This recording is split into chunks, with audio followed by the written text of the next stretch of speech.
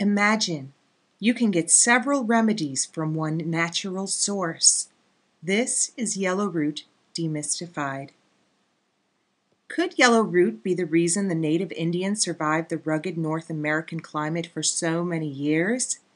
This bitter herb has been hailed by the Cherokees, as well as modern-day herbalists, as the remedy to many ailments.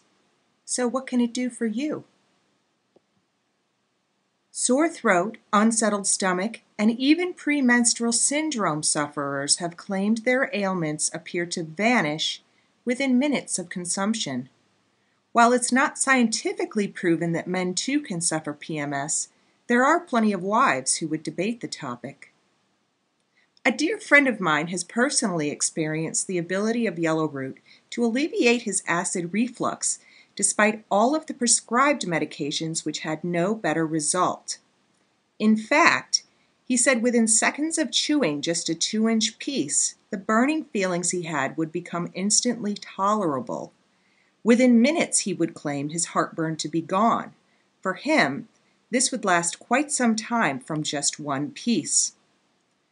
Do you have a mouth sore? Or just a sore throat, perhaps?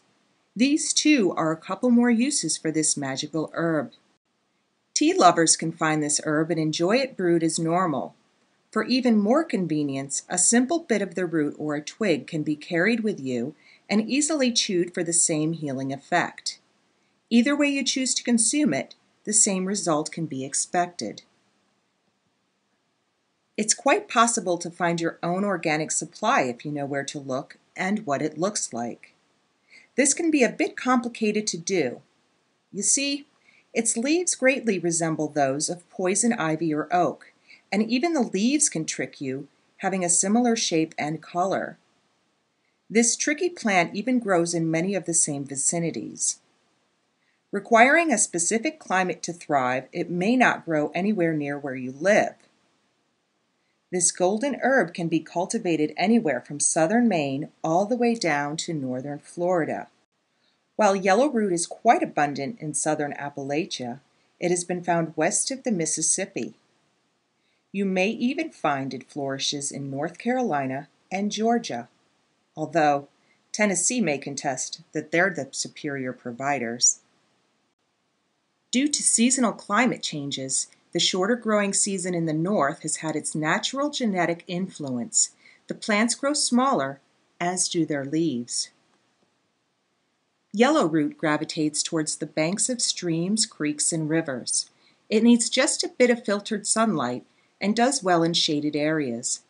The largest plants find their home 2,000 feet below sea level. One might think this low altitude would suggest the plant prefers an area with a flattened field. However, that assumption couldn't be further from the truth.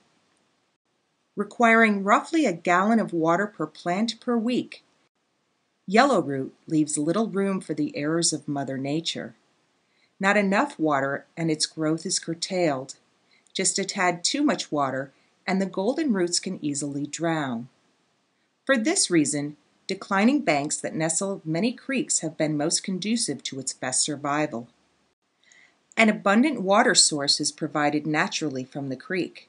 Upon close inspection, you'd discover the plant growing on an area above the bank that has an 8% slope at minimum. Excessive water that may damage the root is simply drained away with the help of gravity. Should you be lucky enough to live in an area where this herb can be found, do be careful when doing your own harvest.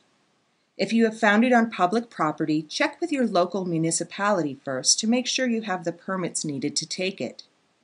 And of course, if you've spotted some on the neighbor's yard, tell them you'd like to help them remove that dangerous ivy out of the back.